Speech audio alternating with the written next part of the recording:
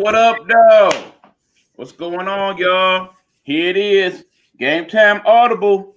You got my man's the guru over there, sports guru himself, Hugh Lee. And of course, y'all know me, I'm your boy E Buck. And we ready to give you GameTime Audible, ready to get on in here and talk some sports. It's a lot going on in the sports world, and we're ready to get into it. But before we do that this evening, right now we have a very special guest that's going to be joining us this evening. This young man is going to be the new member of the Nighthawk Network. He has his show coming soon to a podcast and broadcast near you. I hope that you enjoy him as much as I have in getting to know this brother and seeing what his vision is for his show. Without further ado, we're going to introduce to you my man Pride Hunter. What's going on, Pride? What it is? To be here. I'm chilling, man. Enjoying a good day, a good inauguration day. Agent Orange is out of there. I'm happy, man. So, first podcast. Thanks for having me on, man. Absolutely, brother. Absolutely. What's going on, Hugh? Talk to the people, my man. Man, definitely. First and foremost, glad to have you, Pride, man. The PhD of sportsology with us in the building, and always a pleasure to be talking to you, E, man. It's time to get it started, man. Yep. Like I said, I'm glad we all here. Nice and safe, cozy at the crib. I see Pride bundled up over there. It's a little chilly over here too, bro. Only 20 degrees in the D today, y'all. It's cold in the D. Right. All right. We got people checking in. What up, cuz? That Bill Buck, my cousin was in the house. Yeah, you know we're going to have to talk about your squad, cuz. I know y'all got a few concerns going on over there. But before we get into it, here's the thing. Let me break down the rules as usual. This is GameTime Audible. So what it is one of us is going to break down some of the topics we discussed this evening. As we get to discussing it, we definitely want you guys to join in the comments. Let us know what you think is going on. And also, if you got some things you want us to address during the show and we check out the comments, we're going to be like, hey, we got an audible to call. So just like back in the day, you got your quarterback, he sees the defense and don't like what he see, he get to call in that audible. So I'm going to be like, kill. Omaha. You call that audible, and we're going to talk about what you got going on for a few before we go on back to the topic. So the way we're going to play it this week is my man, the sports guru himself, Hugh Lee, he going to break down the topics to us. We're going to address them with a guest, Pride Hunter. And y'all join in the comments. Let us know what you think. And put your 2 cents in, and we'll go from there. So without further ado, let's get it cracking, man. What you got for us, Hugh? Here we go with the first topic, man. Kim Mulkey, man. It was just really a pleasure to hear what Kim Mulkey had to say about the NCAA. She didn't have too many kind words to say about him. What she was saying after she had COVID herself, the NCAA can care less about her, the athletes, and everybody else in general. All they care about is the almighty dollar, which we already knew. But at the same time, she just feel like they need to take a step back because it was too many games having issues this year, and a lot of games been postponed in all the sports. But by her getting it herself, she had more of an appreciation about the issue in hand, and she spoke her piece. And I want to know, EB, how do you feel first about this topic? All right, well, check this out. Now, keep in mind, Kim Mulkey, for those of you who don't know, she is the head coach of the Baylor Lady Bears, one of the top schools in the nation right now. And what happened was she was tested positive for COVID-19 there on December 19th. As a result, Baylor had to cancel a few important games, including the one they had against my lady Huskies. You know I wasn't too happy about that. I like to see when they get challenged with a good quality team. But that being said, she came back to finally coach last week. Her team loses. Basically, the first loss they had at home in 62 games. So, of course, she wasn't happy about that. But then in the press conference that followed, she went there. She went where basically ain't no coach to win at this point and said, look, I don't feel that us playing right now is a good thing. And in the end, the only reason why we playing is because in the end, the kids and whatnot making money for the NCAA, particularly the men teams. And that being said, she felt some type of way, and she personally said that she wasn't comfortable coaching and she wasn't comfortable with her players playing. And I ain't mad at that because in the end, these people are student athletes. They are young people, and she is in charge of them. So if she's putting them in situations that she feels is unsafe, yeah, she should speak out on it. That's what I think. What about you, Brad? What you got on it? I'm all for it. I think she's kind of remind me of something maybe Greg Popovich would do. Like Yeah. if a lesser coach does it, it's easy to kind of overlook with the status and stature that she has and the program that she runs. I think it means more, particularly like the win streaks that she gave up, what like the conference win streak and like the home win streak or whatever. Putting that on hold for health reasons and not to spread it.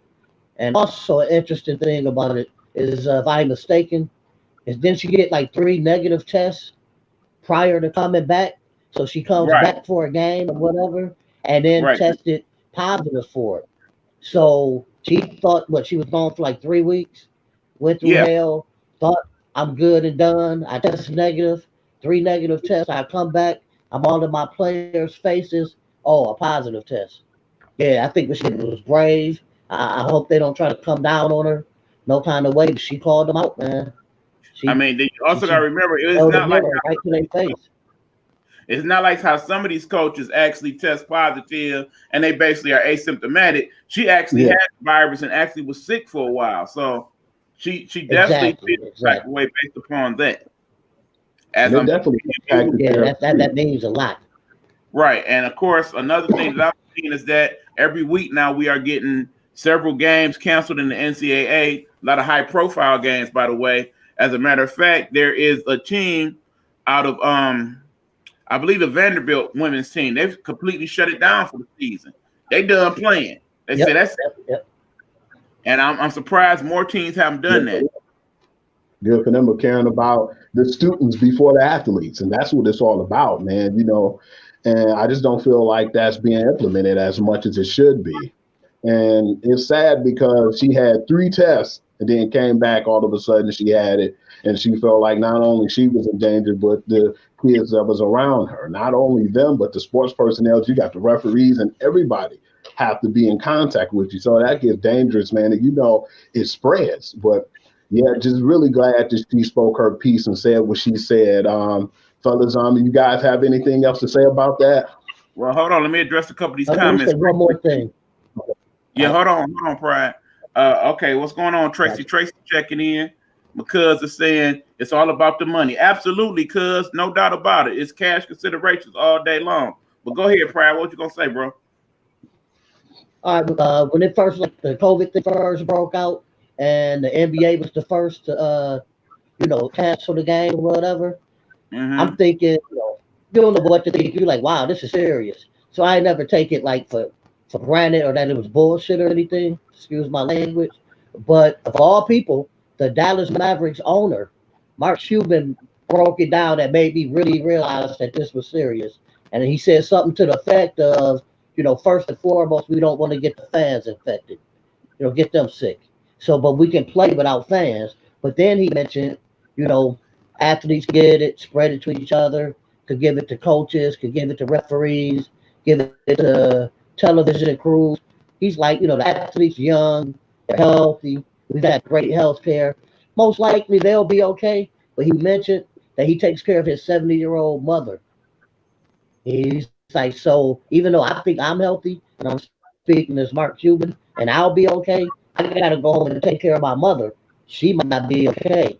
That's when it really hit me that this the real deal. This is way deeper than just, you know, the sport. It's like you get people still got lives outside of whatever respective sport they play.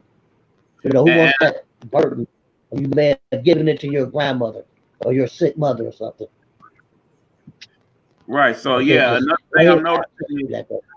some of these schools actually are starting to have some people in the crowd. Usually it's like the parents and loved ones of the players. But that being said, the social distancing is still not quite where I would want it to be.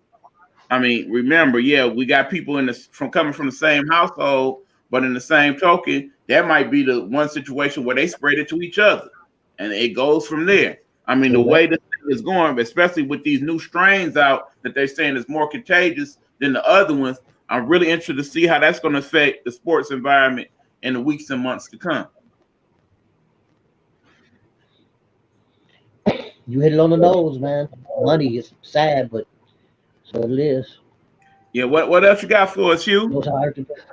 All right, you fellas. I know y'all heard about this, and I'm excited to talk about it. Kyrie Irving is back in the lineup today, and he's going to be playing with the Brooklyn Nets.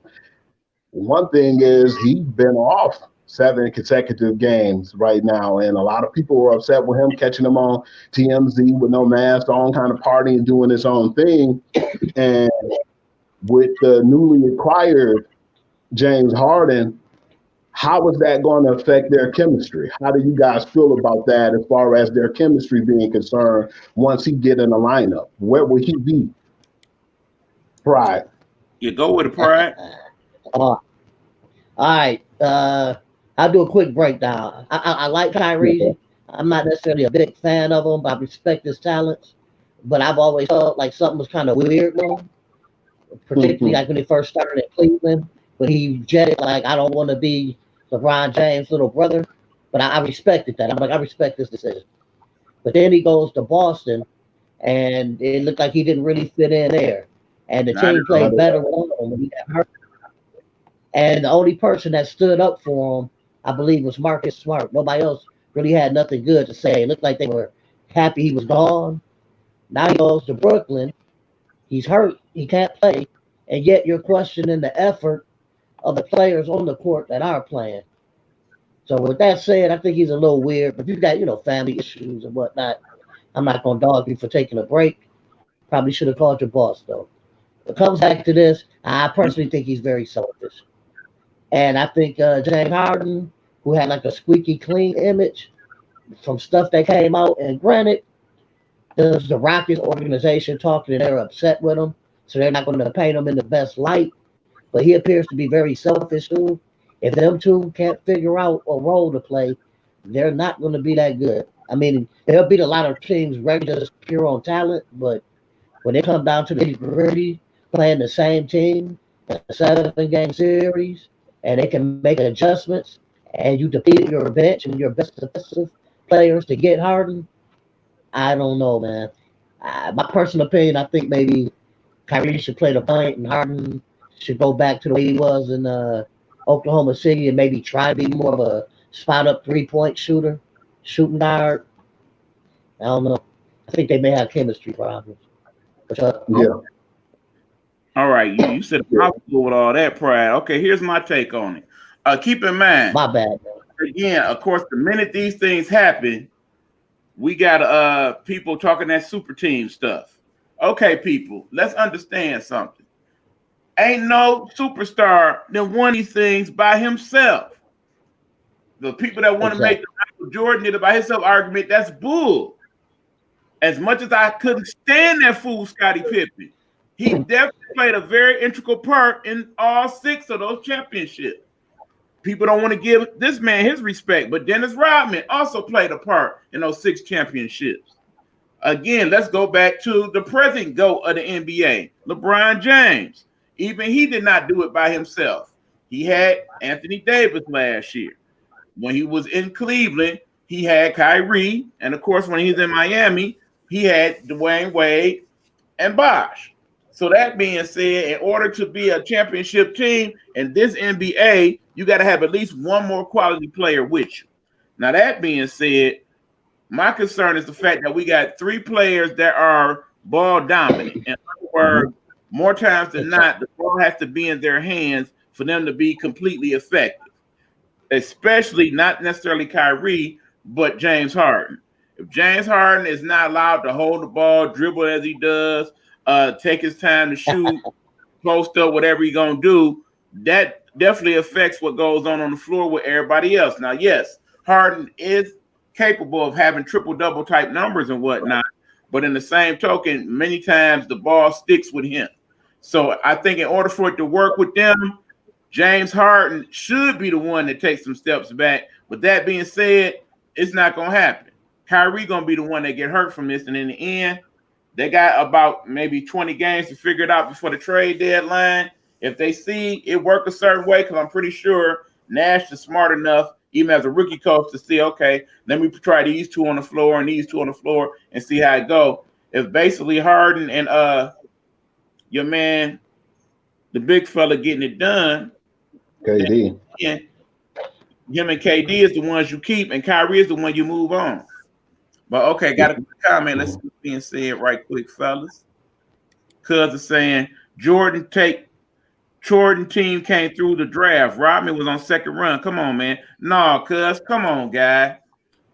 Seriously, like I said, Jordan did it by himself. That's the point that I'm making, my man. I mean, you know, he had Rodman. Yeah, he acquired him. But then also People don't give when they had here I go forgetting again, y'all. Grant The was first the first one. Right. Right. You talking about Horace Grant? Yeah, because like I said, remember, Jordan had that team Yeah, about 3 Grant, 4 years before the championship runs, and Corazine and the big center, they wasn't getting it done. He had to get some quality help, and once he did that, that's when he won the championship. He did not win them alone. Yeah, Cartwright no, definitely wasn't the answer. I Right. feel like in this whole situation, we talked about this before, and we discussed it before we all got on the phone, Pride, and this is what Eric said to me, and it made sense, that he's going to take a step back, meaning Kyrie Irving. He's going to be like the Chris Bosh of the big three that was in Miami. I still feel like they'll produce, but the scary part is, like you guys said, how selfish James Harden and Kyrie is, more or less. James Harden, he is an alpha male. There's too many alpha males on this team. Hold on, y'all. Hold on. Really, cuz Stacey King, that ain't the big man I'm talking about, man. Stacey King, wow, I forgot about that dude. I would have said Luke Longley or Bill West if I said Stacey King.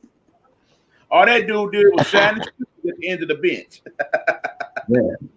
Him and Brad Sellers. Remember him? She gonna bring up what's my man name? Cadillac Anderson or something? Was he there for like a year and didn't do nothing? No, we Cadillac Anderson, baby. You're a big man, are we? Remember Yinka Dare? Remember that guy? No, not at all. Yep. That's sad. He was supposed to be the next check. Remember that? Big muscular dude. Couldn't shoot, couldn't rebound, couldn't run the flow. He was terrible. Now Craig Hodges, that was some help. Yep. He was the black. They ran about the league for doing the Kaepernick. Oh, they blackballed him real fast. Yeah. He got before my Raul. Yep, I recall that. But yeah, okay, let's not get too far off the topic, fellas. Okay, so yeah, bottom line is Kyrie back. We'll see what happens with that.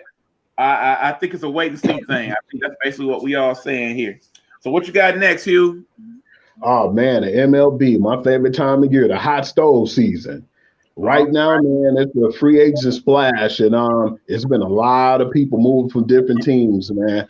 I want to know, who do you feel like have the upper advantage right now? Who's the top of the MLB world right now with some of the splashes they made? I want to know who's the team to beat and who's the winners and who are the losers, because there's a lot of losers. A lot of people haven't made splashes, and I feel like a lot of people need to pick up more players in need who are right there, just can't pass the hump, but they just need those pieces, and maybe a catcher, pitcher, or even a strong slugger in the lineup. Eric, what's your thoughts, man? Okay, well, I'm gonna give my guest right of first refusal. I know baseball ain't a big thing in your household, Pride. New York Yankees hat aside, but you can this one weigh in. Of course, I didn't get to do much homework. The internet started acting crazy and went out. However, I know the big stuff I was seeing on ESPN was about Toronto, and I was reading some of their moves, and I see they signed, what was my man name? George Springer, something like that. And they said that's only the second, like $100 million contract that they've given out. So they must believe in this guy. I know they got somebody else. So yeah, I don't have much to add. I didn't get a chance to do my homework, but it's like Toronto trying to get up there. Okay, let me address the comments. I'm gonna give y'all my thoughts. Hold on, cuz saying he had the Matador defense. Craig Hodges, most definitely. They all should have stayed at OKC. That part. Think Hey, about on the market. the squad that OKC had at that point. You had yeah, James Harden went on to be an MVP. You had your boy KD Durant, MVP, Westbrook. Finals MVP. You had Westbrook MVP. Then hell, you had Reggie Jackson, who is still a serviceable Yeah, player out there with the yeah, Clippers, and a couple other people on that squad that's still doing all right. Matter of fact, Yeah. Jeremy Grant, I believe, ended up being on that squad at one point, didn't he? The guy that he we got was. the Pistons. He was. He too new. Yeah. So, like I said, they had something really good cooking there, but OKC, not a big market, but granted, was a fierce sports time. The place would be packed, man. I just really don't understand why they didn't True make that. more of an effort to keep that team intact. They didn't want to pay James Harden. That's what it was, man. They feel like they lost faith in him. They looked at him as a great serviceable six man, but then at the same time, they feel like they had KD and they didn't want to lose him in Westbrook. That's when they let him go. And when he went over to Houston, man, not only was he serviceable, he came out to be one of the perennial all stars. None of us thought that James Harden had what he had in him to this day until he went out on his own. And I feel like he did a good job over there in Houston. He put everything he could over there. The issue is he did so much and they wasn't trying to give it to him back. Not saying that they wasn't giving him the pieces to play with, but he's getting older in his life, man. He don't want to be a scoring champion no more. He's tired of scoring all these points just to go home. He wants to win championship now. And that's why I said when people looked at KD and thought that Kevin Durant was selfish when he went to the Warriors, he knew exactly what he was doing. He went to their team and he was their assassin, and then he moved on and now he have his own team. How do Absolutely. you feel about that, Pride, man, about him staying at OKC? Um, Personally, I don't think he's ever gonna say it, but I think he realized that he was never gonna win anything with Westbrook. You could tell there was a lot of hero ball being played by both of them in like really Yeah, tight games and stuff. Like in the finals, who's and I ain't gonna say like who gets the last shot, but yeah, obviously KD can't get the ball until Westbrook gives it to him. And as much as I love Westbrook and the passion and the athleticism and the triple doubles, he's got to be a hard guy to play with. Got to be. And I think he came to the conclusion, I'm never going to win with this guy. And then I'll tell people when you get ready to leave, who picks the worst team in the world to go to? You know what I mean? You're trying to win a championship and you absolutely. play with some Makes sense. people you know, go to a good system. No one says, let me find the dirt bag, let me find the New York Knicks and go there and say, like, hey, they could have done, and just start there. You want to go to a good situation because you're trying to win a championship. So I just don't know if he got the leadership skills in him. I wouldn't doubt if Kyrie, excuse me, and or James Harden kind of bully him, even though they know they're going to need him. But he just seems real kind of quiet. Like I don't know. He got fired against reporters, but against other players, I don't know if he has it. I guess we'll have to find out what kind of leadership he has. I hear that. Okay, Like, hold on, cuz saying the Dodgers look strong. Yep. Keep in mind, Always, the Dodgers, they made no moves at all. They still would be in a pretty good position to pretty continue much. just on what they had. Because Hmm. remember, on top of all that, they still got some good people in the minor leagues, and particularly Double A and Triple A, to where they could still make some moves even after the fact. I mean, the reason why I feel the Dodgers won the World Series was because of how deep their bench was to begin with, in terms of the three outfield and infielders and having some good middle relievers and whatnot. So, like I said, the thing is, one of the teams in their division that's making some big noise is the San Diego Padres. Basically, they putting out flyers on anything that's willing to go there. I mean, because keep in mind, San Diego, it sells itself. Beautiful city. Never been there, but that's what everybody says. So there's that part. And then, of course, California, being California, that don't help. That don't hurt either.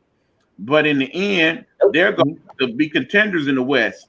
Another team I see spending some big loot is the Toronto Blue Jays. They made a Yeah, couple of splashes in terms of free agency, especially picking up George Springer. George Springer yesterday, and they got him for a team-friendly contract. I feel considering.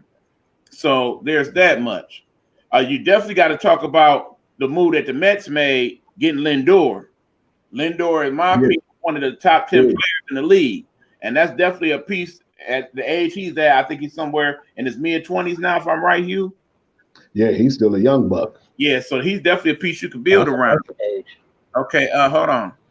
Hey, don't talk about my Knicks. Okay, here we go. Kill. Let's go ahead and talk about them Knicks for a minute. Okay. Because I kind of like I like the direction them Knicks is going right now. Okay. Yeah. I done chucked out a couple of games. Of course, I was always a big Randall fan. Randall, the power forward for the Knicks. He has definitely improved his game and stepped it up big time. You know, he kind of remind you at times of Barkley with a little bit better range. You know what I'm saying? Kind of like how who's the man? The guy that came out of Kansas City State. You know what I'm talking about, you. Basically, he bounced around the league. He would go to a team, score up some stuff. He was with the Knicks a couple years ago, in fact. Had that good where he really got the scoring. He was with the Lakers for a bit. He was with Minnesota Timberwolves. I'm trying to see right now. You said Kansas City State. Yeah, light-skinned brother. He's actually playing in China now. If you know what I'm talking about, cuz, go ahead, chime in. But no, he reminds me a lot of that guy, but actually has some defensive skills.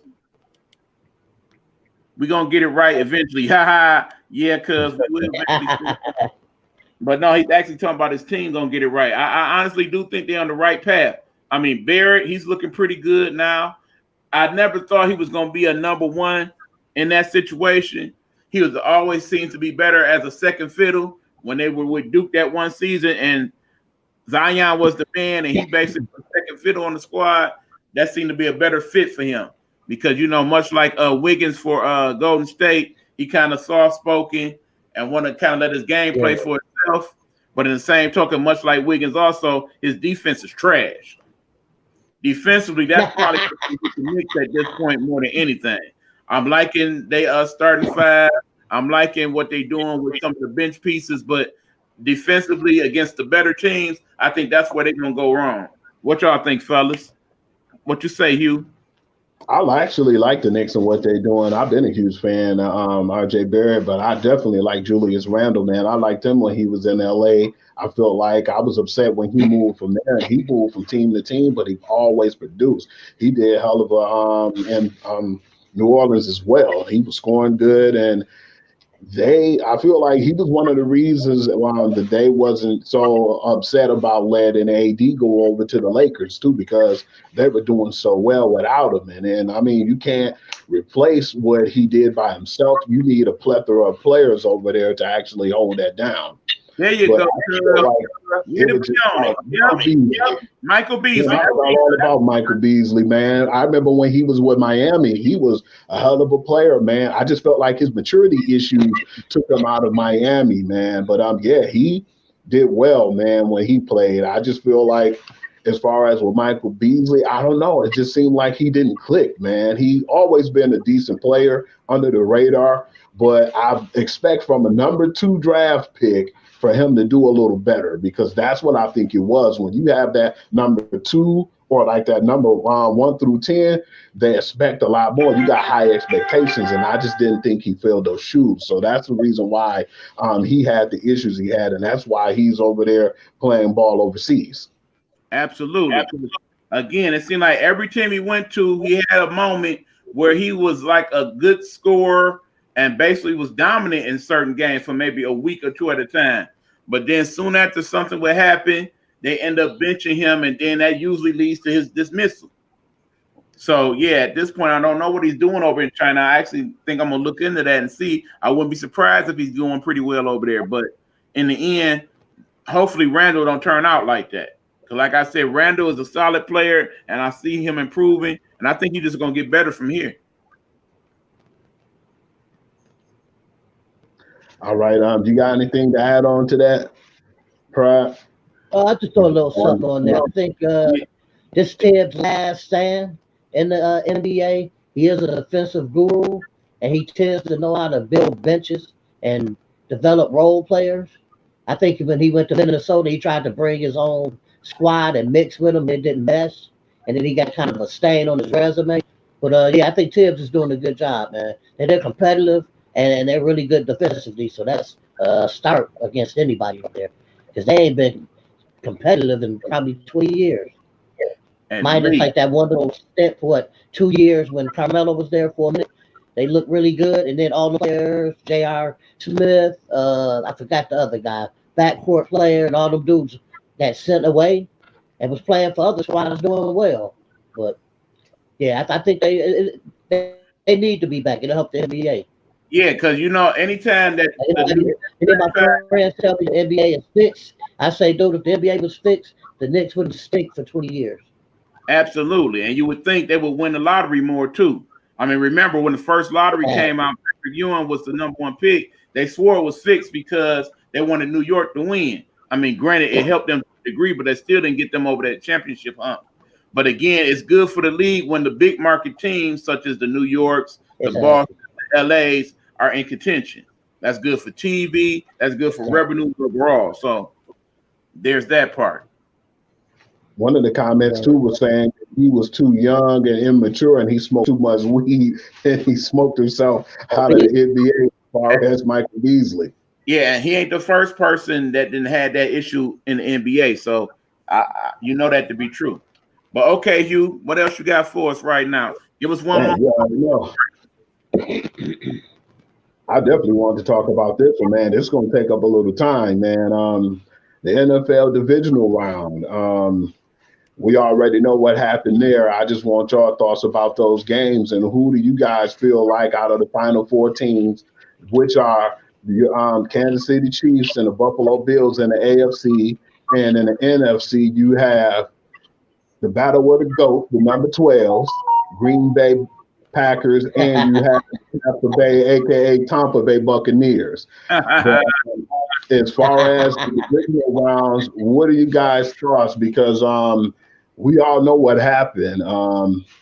Surprisingly, Tom Brady, man, he just that engine to just keep on picking, man. He the engine that could. They ended up winning against New Orleans at home. They dominated the Saints at home. It looked like at first it was going to be a cruise with the Saints, and I just felt like after the halftime, Tampa Bay made the necessary adjustments to go on and win 30-20, and we all know what happened in the AFC. Okay, now hold on, Hugh. Before you get Mhm. into this, 'cause like you said, we're going to deep dive this a little further, and we definitely need Okay. a commercial break. So yeah, right now y'all listening to Game Time Audible. That is me, EB, right there on that end. You got my brother Hugh Lee right there, the sports guru, and we got my man, the PhD of sportsology right here, our special guest, Pride Hunter. And we are going to take a quick commercial break. Then we're gonna definitely get into this NFL. We got the championship round this weekend, y'all. AFC, NFC. We're gonna talk about that. I already see what you're talking about, cuz we definitely gonna get to that when we get back after the short commercial break. Game Time Audible, y'all. Let's get into it. All right. All right.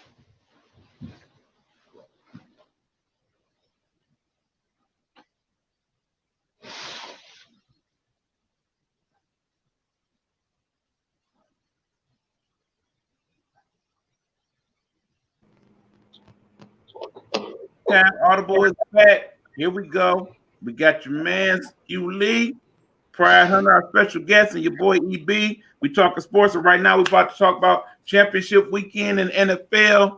We got the AFC Championship game, NFC Championship game. We're going to get into it. Houston already started us off. My cousin, he already checking in with his comment. Chiefs. Of course, down there in Missouri country, got to go with them Chiefs, he said. Don't get me started with or without Mahomes. Now, you know we got to talk about that, cuz we going there. That audible. Yep, but like I said, let's just talk about the NFC game first, get that out the way. Okay, here we go. We got two of the better quarterbacks in the league, two of the better quarterbacks to ever done it, to be honest, between your man out there in Green Bay, Aaron Rodgers, and of course the GOAT himself, Tom Brady. Of course, the game is in Green Bay, which is unique because it's the first time that Aaron Rodgers has had a home game in the championship game. But we got Tom Brady, who granted is in Tampa Bay now, but spent 20 seasons over there in the frozen light tundra that is New England. So I don't think weather will be a factor with him at all. No. So there's that. And then, of course, we're looking at the weapons. Now, you know, Aaron Rodgers, he got his man Devontae Adams, and, of course, the running back. Those two are his major weapons. And, of course, Tom, you pick it. He got weapons for days going on in Tampa Bay. So myself, I think that's definitely going to play a factor in the game. Okay, Cuz is saying, I think Green Bay will take it, just being at Lambeau. You would think, Cuz, I mean, according to the weather reports, we're looking at about a little bit under 20 degrees at game time on Sunday, and they will have a little snow going on. But again, like I said, since Tom Brady has played in those elements, I don't think that's as big a factor as it would be with some of the West Coast teams. Remember also some of the people on that squad. You got Gronk, who of course played with him in New England, so not a factor with him. You got Antonio Brown, who played all those years in Pittsburgh, so not necessarily a factor with him. Now, granted, Evans, that might be an issue, him basically being a taller wide receiver. But then, of course, you got people like Fournette that probably would bother because he played at LSU and played all that time in Jacksonville, so not quite familiar with the elements. But then, of course, remember, they got Shady McCoy on that squad, and he played all those years in Philly in the cold. So I don't think that affects this particular team of veteran people who's played in the cold as much as your basic team. What you think, fellas? Brad, you can go ahead first.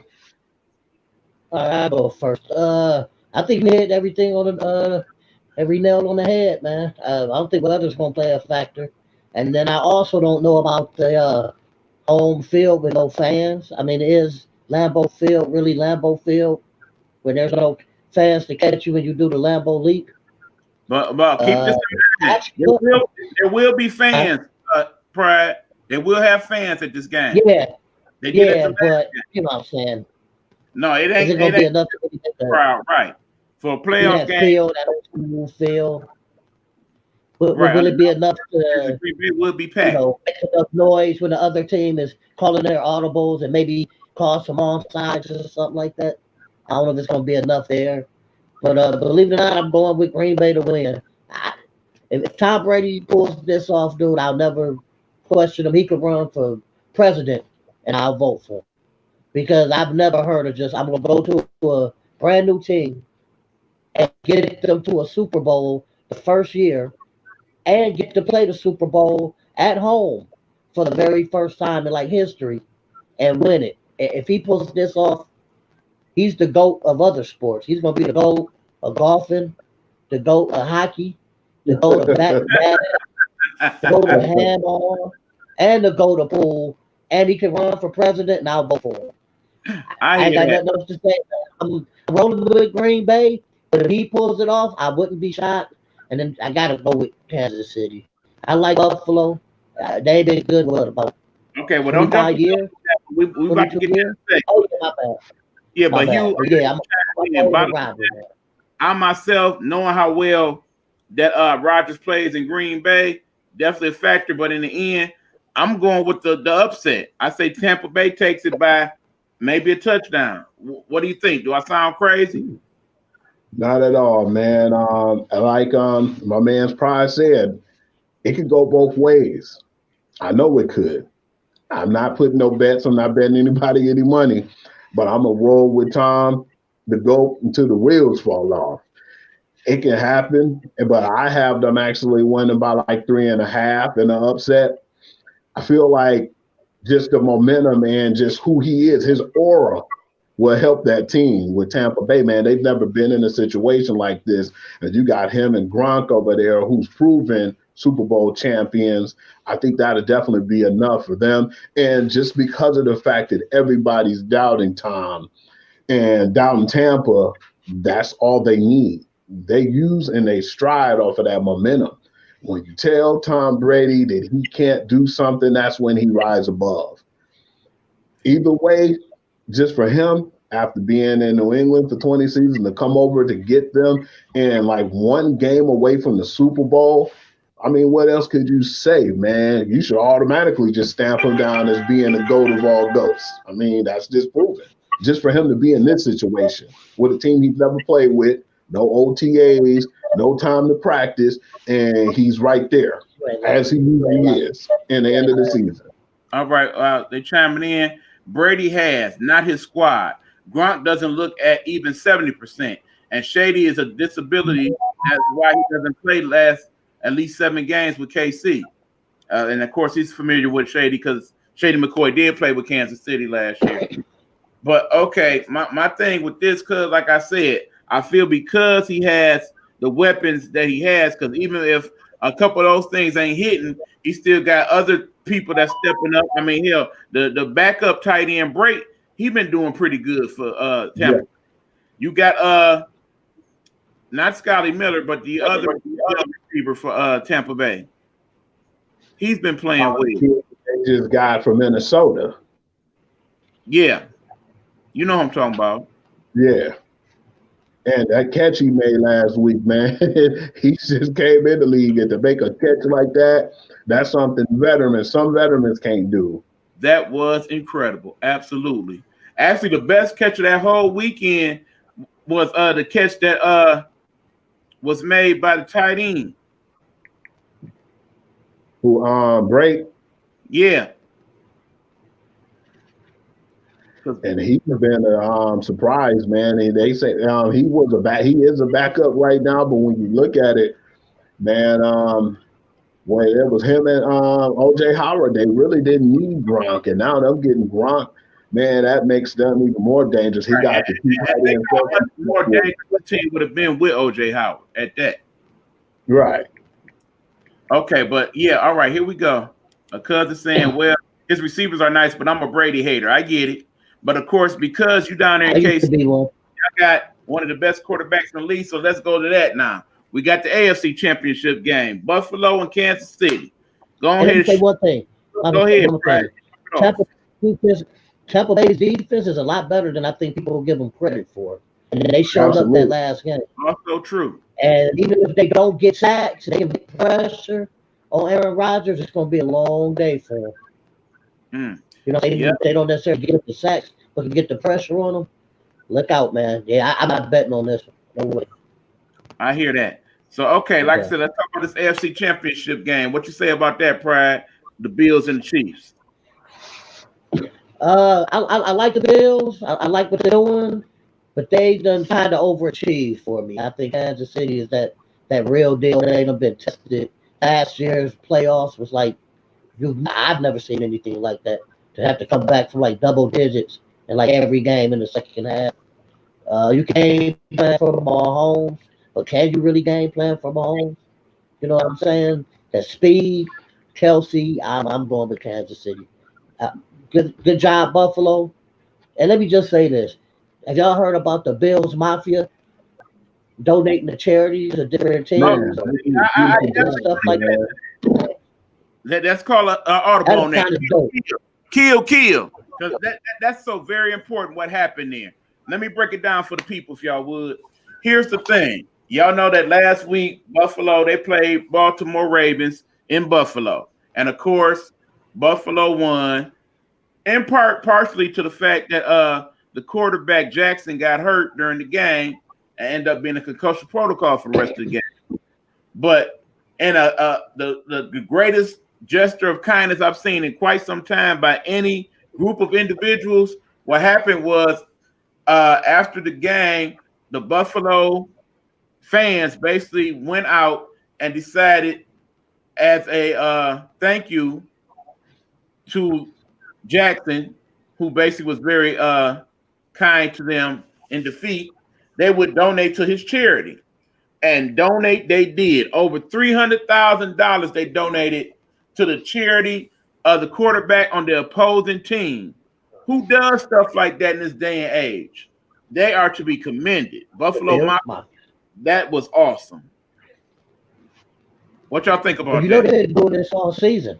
They've been doing this all season. I just heard about it maybe about like 10 games ago. I guess Bomani Jones on ESPN insulting their Yeah, quarterback, saying he didn't think he was that good, and they started flooding them on Twitter with insults. And then one of the big wigs within their fan base decided, no, no, no. Instead of insulting them and cussing them out on there, we're going to send donations of $17, which is the number of the quarterback, to his favorite charity, which I guess was something to do with like buying diapers or something for like kids. They some organization to buy tons of diapers and distribute them to like single mothers and different programs. That was when I first heard of it. So they've done it several times to people So that's basically, insulted the them, made thing with them, fun of them, and was extremely nice to them. They've done it.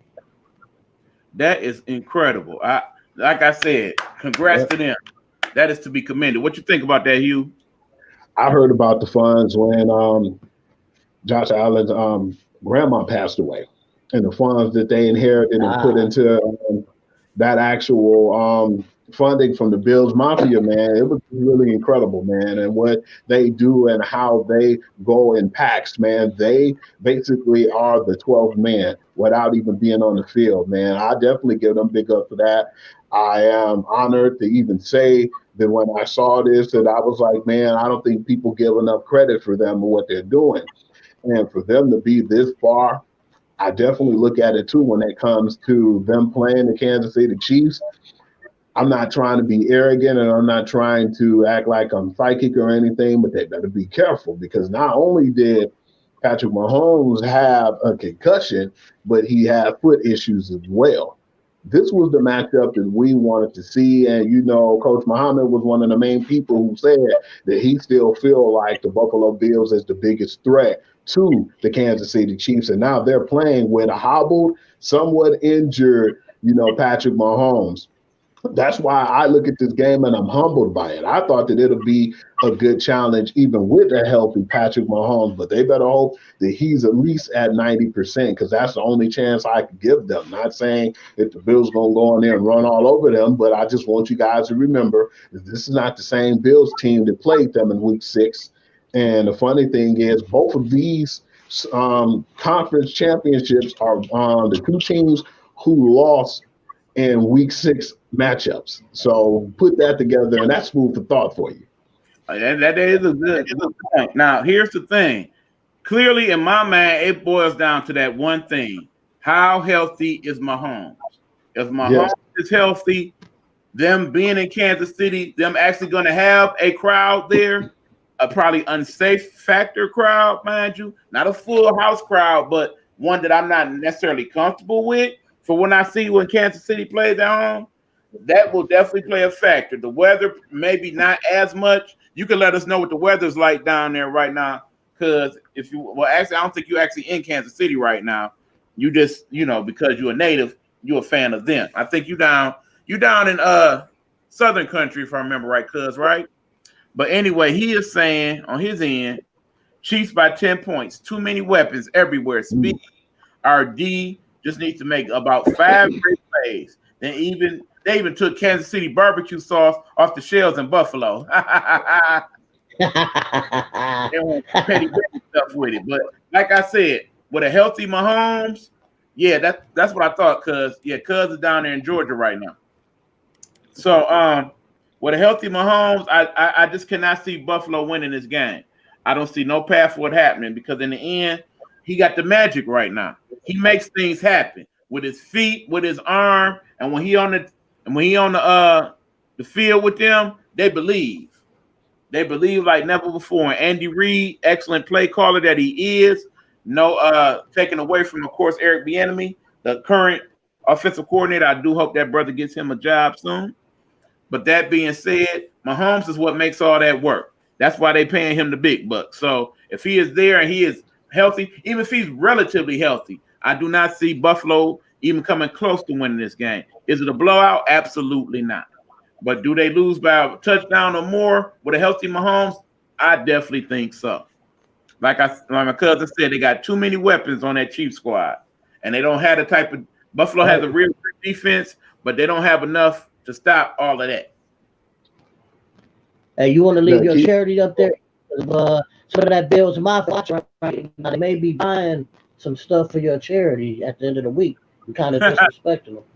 Yeah, I'm just worried. Charity. I will go ahead and throw that on there. Okay, hold on. Reports say he passed concussion protocol. That is correct. It was a nerve issue in his neck. Don't know about that toe. So yeah, they're monitoring it. He did practice today, from what I know, and so far so good. So we'll see where we at Sunday with it. But again, that being said, Chad Henne, if he's your quarterback on Sunday, yeah, it was cute, the little miracle he did, but it's a wrap. No disrespect to Chad Henne, go blue all day long. Former Michigan quarterback, but no, I don't think he got the skill set necessary to pull that off. No, he ain't built from that same cloth. Not at all. Okay, so yeah, so that's it. With that, that's our NFL talk for the moment. What else you got for us, you?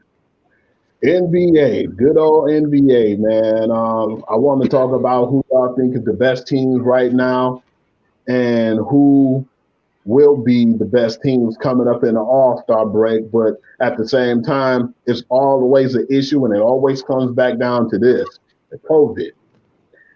How do you guys feel about the NBA and making the adjustments that they made, which I didn't think were great adjustments, because they went from being in a bubble to nobody getting sick? I mean, you had the foolish guys like Lou Williams doing what he did. We don't want to get into that. And you had my friend home from a deafness family. What up, JoJo? Thanks for checking in. And to now where you have them going about everything regular. Yeah, they don't have fans or nothing in the arena, but it's more people getting the COVID, man. And it's been a really big issue right now. And they even postponed a few games because of this, man. It's like 2 to 3 games from the last couple of weeks has been postponed in the NBA. What are your thoughts as far as them doing the proper protocols, and do you think that it's necessary for them to stay doing what they've been doing, or should they go into at least a bubble around playoff time? Okay, is it on me first? Yes, sir. Okay. You want to know what I think? You want to know what I think? Yeah. Brad, you want to know what I think? I want to know what you think, bro. Hold on, let me put myself on the screen by myself so y'all see what really good, okay? People, what it boils down to is that me, oh me, mean green. It's the money, y'all. Plain and simple. It's about cash generation, okay? And let's look at it. In the last 3 weeks, people, they done canceled at least 10 games in the NBA. No, not canceled, but postponed. With every intention of playing those games. Remember, we got the NBA free pass package. So that being said, that means they will broadcast every game in the league through that. And then of course we got TNT, we got NBA TV, we got ABC, around about February with their Sunday broadcast. You got all these basic different outlets paying the NBA money to broadcast these games. Remember also, a lot of those games that they wanted to cancel, they didn't. They're saying that if you got 8 healthy players on the squad that night, guess what? Suit it up, y'all, play. Suit it up. And they don't care if it's the big money folks. If you got 8 of the scrubs, then guess what? Y'all 8 scrubs get out there and make my money.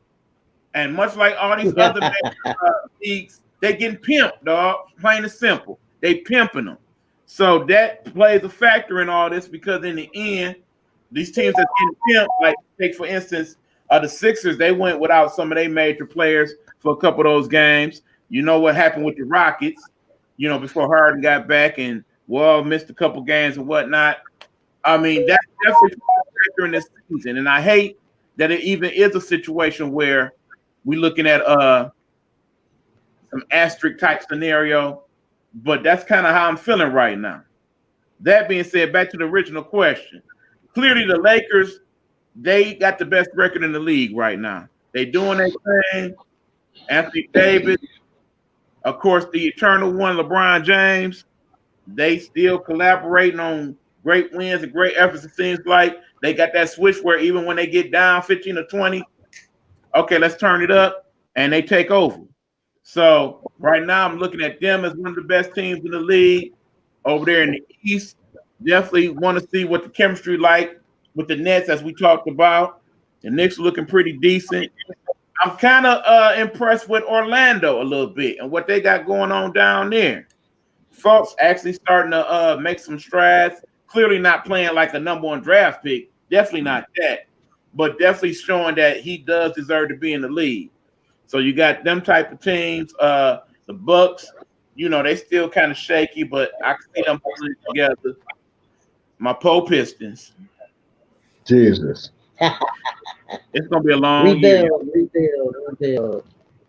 We definitely rebuilding here. But okay, got a couple comments. Everybody saying what's up. You better sing, Luther Vandross Jr. Man, you cut it out. With Tracy. Oh yeah, that part. But yeah, y'all know I be clowning a little bit sometimes. But yeah, that being said, that's the teams I'm looking at. Philly, they was doing good until COVID started to hit their house. I'm still waiting to see what Doc Rivers gonna do to incorporate what he does best with some of those players, in particular the Ben Simmons and Joel Embiids of the world. Because in the end, you need them two to dominate most nights for them to be in true contention. So we'll see how that goes. What you think? What you think, Pride? All right, it's about contenders. Oh, first about the COVID thing. I play devil's advocate just for 1 minute and say a lot of the COVID stuff in the NBA has been, I believe, it's been protocol and not necessarily people getting it. But still, that is going to continue to happen. I don't know how far they're going to fall behind and postpone games before they get to the point that they just can't catch up with it and keep the schedule together, assuming that they deal with COVID, but we deal with COVID, and everything goes back to normal next year. So I think I don't think they cut enough games off the season. I heard they were having a shortened season. I heard only 10 games. That, as you said, money. They started earlier than what people thought to get that extra money. So yeah, they shot themselves in the foot. I think there's gonna be all year long, and then once football is over, then they're supposed to have the better games on like regular TV and TNT is booming. Don't nobody want to see those, your eighth, ninth, 10th, 11th, and 12th man playing. You're putting out an inferior product, and they may show in the ratings. That has struggled.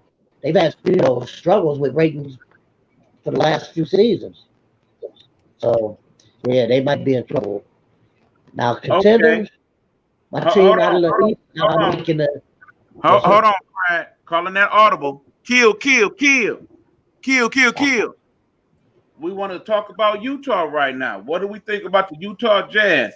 Yeah, I actually did see them play the other night. Again, first thing that actually stood out to me is Utah, they got crowds. They had at least, it seemed like it was supposed to be like 25% capacity, but no, they looked like they had half the house in the house. And the thing that did impress me, most of them did have on masks, so I will give them that.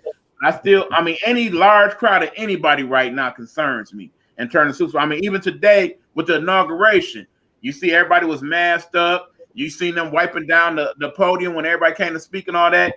Something I very much appreciated. But that being said, just all those people being in that confined space, even though they were social distancing and whatnot to a degree, it still kind of concerned me.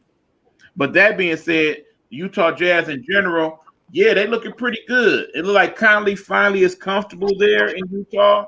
He's starting to play like the Conley that was there in Memphis.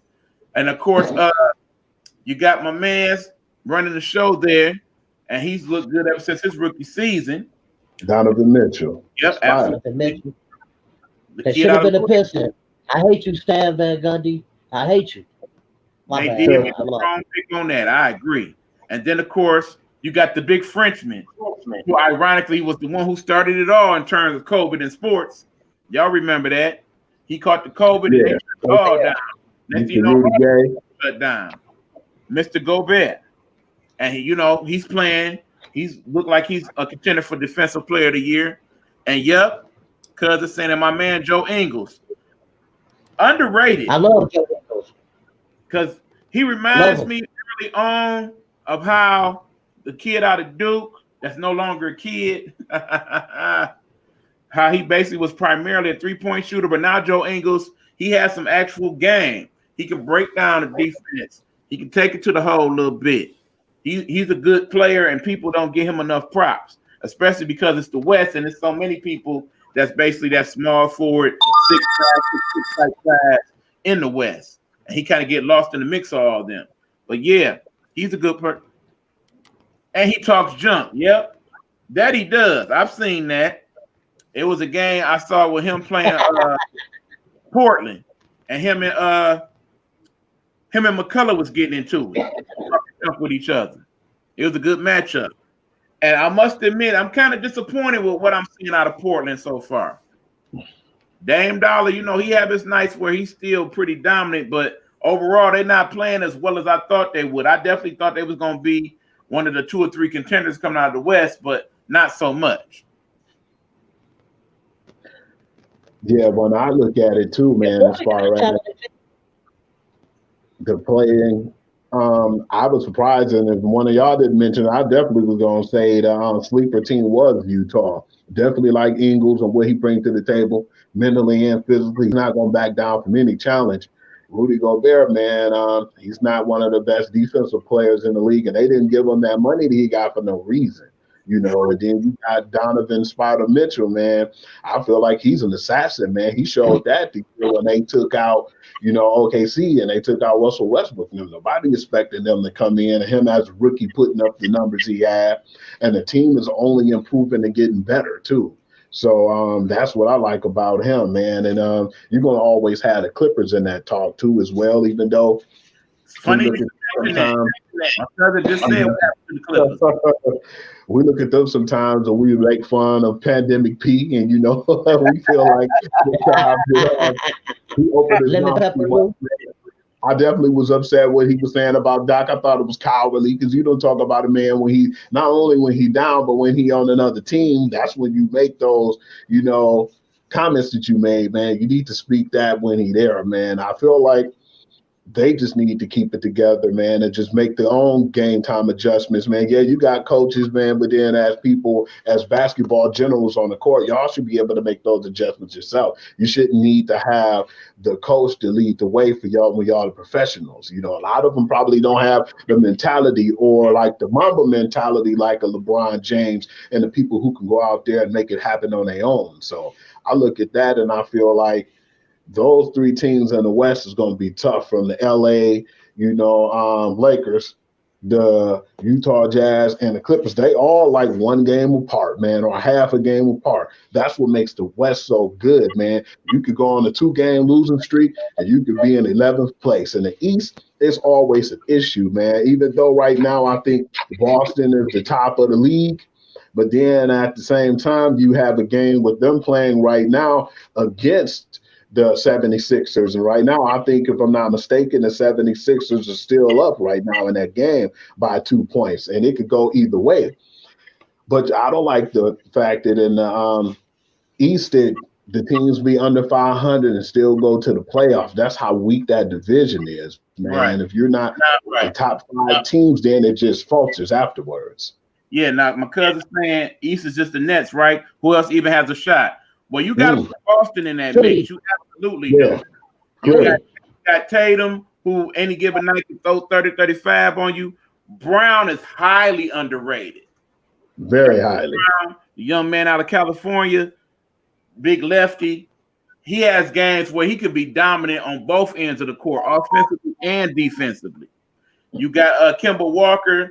he's kind of an X factor some nights because he'll show up and he'll get Sometimes he don't. and some nights he just there. He just on the floor. And their bench is a little better than people give it credit for. Wanamaker and those guys coming off the bench. So yeah, I definitely say they are in the mix. Like I said, Philly, I would definitely consider them in the mix. They got the shooting. Keep in mind, one of the things that's hurting them right now is Steph Curry is out. I don't know if he's back yet. I'm pretty sure he isn't. But when he was out there on the floor for them, he was the top 3-point shooter at that point before he went out with injury. He damn near look like his brother hitting some of them shots, They better hold on to that lead too, because right now they having problems with the Cavs. They in overtime, so that speaks for itself. That speaks volumes. Oh, that speaks big time because, like I said, the one game I seen the Cavs play, they look awful. They look worse than my Pistons right now, to be honest.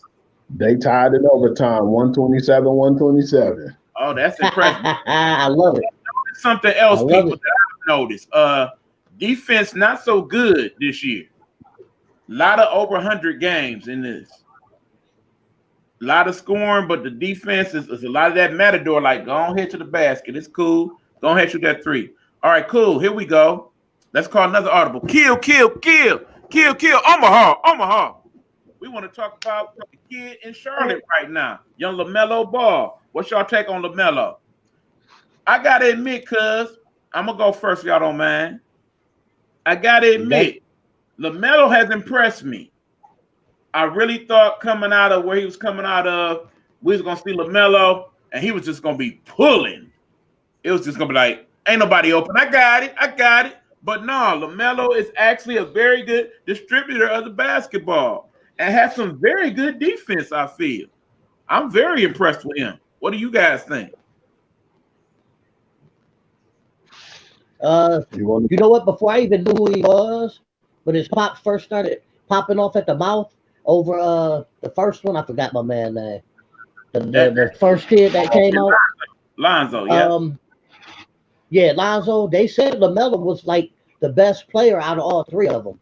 All the scouts, the people that have been watching him for years was like, oh boys, he's gonna make the pros. It was like the youngest one is the best, and the one in the middle probably won't make it. We'll see. But yeah, he's sees the floor well. He's got a decent NBA body at that younger age. He can only get better. Put on some more, muscle, whatever. He plays defense, and he can score. And he's in the perfect place to grow and do whatever he wants to do and make his mistakes now and not have it hurt him. Versus being with a better team and they, not getting the minutes or trying to play within the system, having to feed this guy and that guy. Perfect place for him to grow, nurture. I'm impressed with him. Okay, what you think, Hugh? What you think about young general, man? I was impressed. I thought that when I seen him first when he was playing overseas, that he was going to come in the NBA and he was going to be wild and he wasn't going to be able to handle himself and he was going to have a lot of turnovers and make bad decisions on court. But he's been really playing good. He's matured for his age, man. I believe that was the best thing that happened when his dad took him out of school and put him overseas. And just like what Pryor was saying, I was surprised. I said, damn, that's kind of messed up. LeVar Ball was the first one to say, Lonzo's going to be a good player. The middle kid wasn't going to make it, but LaMelo's the best out of them all. And it's starting to show right now because he's kind of light years ahead of Lonzo. Even though I feel like Lonzo Ball is a good general and he's a good contributor, he definitely distributes the ball well, but I don't feel like his jumper improved. I feel like LaMelo still have opportunity to improve with his jumper, but as far as his vision and his defense and the way he plays the game, it really surprised me. And that's why I look at Charlotte Hornets as definitely going to be one of those teams coming in the future, man, because they got Gordon Hayward. I feel like that was a bad contract. Give it say, but hey, that's just my opinion. Terrible. I feel like they got some good pieces over there on that team, and LaMelo Ball being a pick over there, that's definitely going to be a good Charlotte squad right now from the present and to the future. Agreed. Okay, before we move on, you remember what I said, y'all. We committed to not only the major sports, but some of the minor ones. And we definitely talk women's sports and all that. That being said, at least I'm going to try to give y'all that hockey minute every week. So here's the hockey minute. Last night, we actually had a very marquee matchup between two of the better players in the history of the league. On the one end, we had young number 8, Mr. Ovechkin. And on the other hand, we, of course, had the great Sidney Crosby. They got it in last night, as they tend to do. And on this one, the Capitals pulled it out until they got to overtime. Then in overtime, who gets the winning goal? Sid the Kid himself. So that being said, we looking at some of the best to ever do it on that last round. It'd be nice if one of them find their way to the Stanley Cup this season. So we could actually give a crap about hockey. But that being said, my Red Wings still stuck. I'm salty. There's our minute. We done. Okay. Gotta keep it real. I'm down with Ovechkin, man. Hell with Sidney Crosby. Ovechkin all day. I feel that man too. Was pissed off. I definitely wanted Ovechkin to win, man. I think Sidney talked too much. That's why I love when the Flyers bullied him, man, and concussioned him. They almost took him out, man. But every time I think of Sidney, man, I think of him having that interview that time with the face looking like the elephant man with the mumps. And after I thought the Flyers lumped him up, and that's why he was looking the way he did. But definitely was a really good game, though. I was impressed with that game. Definitely seeing how they go into overtime with the shootouts. I thought that was amazing. Nah, cuz, granted, we could talk some wrestling, but we're not going to go into that. But hold that thought, because Brian got comments on that at the end. But in the meanwhile, we're about to take this quick little commercial break. We're going to address a few topics when we get back. Thank you guys that's tuning in. We appreciate y'all. This game day. Thank you. We got my man, the sports guru Hugh Lee. We got a special guest, Prior Hunter. Y'all know who I be. I'm E Beezy. And this is GameTime Audible. We'll be back after some of these commercial words from some of my people in the Nighthawk Network. Shout out to you, Aunt Nikki. Shout out to you, Meech, if y'all paying attention. I'm about to play those commercials that y'all have so lovely provided for, brother. Here it is. Hello. It's another glorious day, my tea sippers, and you know what time it is. I hope you have all of your comfort together because it's time to dish tea. And you're dishing tea, darlings, with Big Meech. Can't wait. It's time to dish tea with Big Meech. It's time to dish tea with Big Meech. It's time to dish tea with Big Meech. It's time to dish tea with Big Meech. Darling.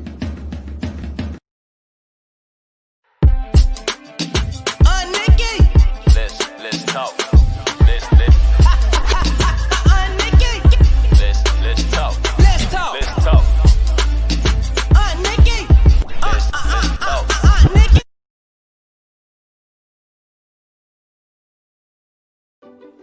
Nighthawk Network presents Pastor Sean Love.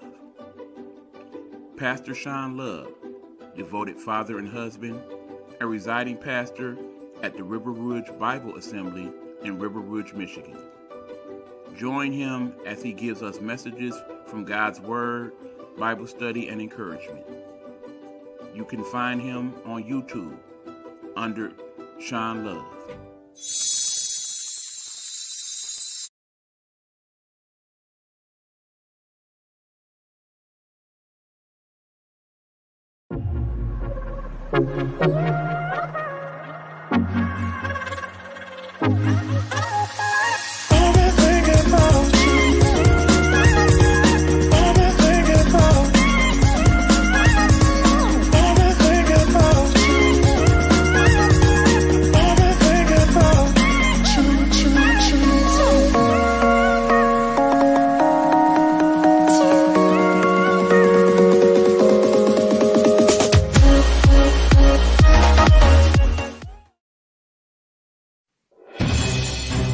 We're not asking for your permission.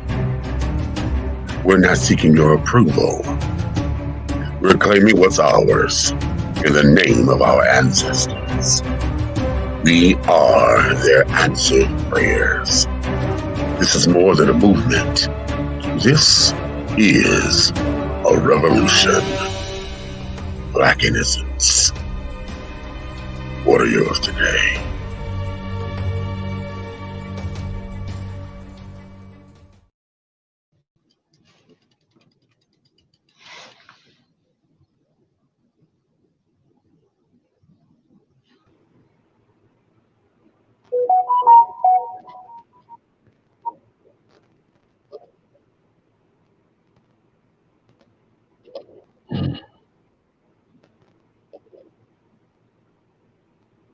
Beezy. You got my man, Sports Guru, and you got my What man it is. in the building. And we've been talking sports with y'all. My cousin has a comment. Y'all are actually knowledge. Thank you. Appreciate it, cuz. We be trying. We getting it together. Y'all know y'all been watching the shows. I'm still having a little issue with my rest quotient and whatnot. As a result, I will not be on my Get Off My Lawn live show next week. Try to catch up on some rest and some other projects. But we will be back here next Wednesday to talk sports with you. We actually got a question from the messenger people. Y'all ready for it? Yes, sir. Let's go and call that audible right now. Kill. Omaha. Here's what we got. Basically, they want to know what's our thoughts about the young lady who's going to be the first referee in the Super Bowl. They are going to be the first female referee in the Super Bowl. What's your thoughts on that, Hugh? Man, I think that's amazing. They already was making strides, man. We seen it in a playoff game against the Washington football team, now known and with Tampa Bay, man. To see the woman referees in that game, but now to see a woman referee in the Super Bowl, that's huge, man. They making strides. We already have women referees right now, and we have a woman assistant coach in San Francisco. And so they're making a lot of strides in the game. I believe pretty soon, man, they're going to definitely have a woman referee in all sports. And not only that, I believe that they're going to have a woman coach in football soon, NFL on that level. Yeah, because there are several assistant coaches in the NFL who are female. If I remember right, in fact, the 49ers have a couple female associate coaches. Yeah. Another thing I like is the fact that you remember the young lady from Vanderbilt who ended up being a place kicker. Yes. And was the first Conference 5 person to play in a collegiate game as a female. She was one of the people today at the inauguration. That's amazing. Wow, I did not know that. Yep. So I thought that was awesome myself. So yeah, basically, like I said, I love it. I definitely for more diversity and for more gender diversity as well in all the major sports. Love to see it. Okay, my cousin's saying, okay, we're about to challenge y'all a little bit here. Any take on the PGA stepping away from Trump's course, Justin Thomas using a gay slur and lost sponsorship from Ralph Lauren, that being Polo. Okay, fellas, y'all got any take on that? Cause I do.